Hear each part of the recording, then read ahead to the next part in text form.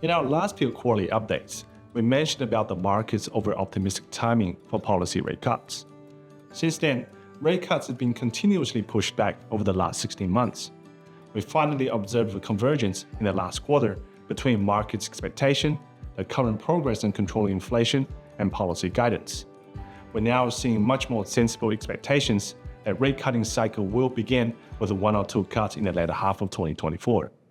While labor market has weakened to cool off inflation, it has broadly remained resilient along with moderate economic growth in the US.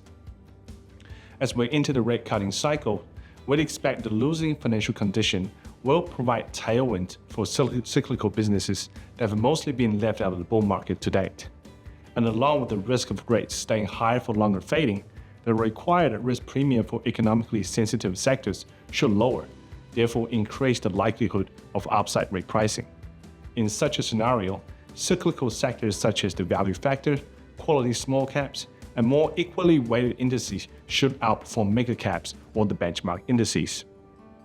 While this inflation trend is well in place in the US and potentially beneficial for US cyclical sectors, domestically we're seeing quite a contrasting environment. Thanks to our increased immigration profile, Australian real GDP year-on-year changes have managed to stay in positive territory. However, looking closer, real GDP per capita is well in negative territory.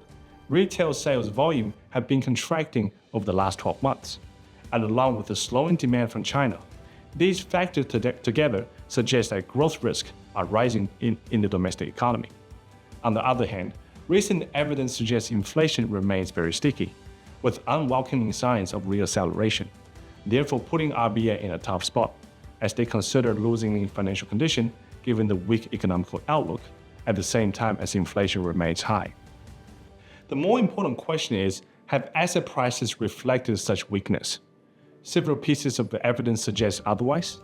First, projected earnings in the S&P 200 have been declining while prices remain elevated, suggests forward multiples have been increasing. Second, our banking sector is among the most expensive globally compared to other major banks with similar profitability.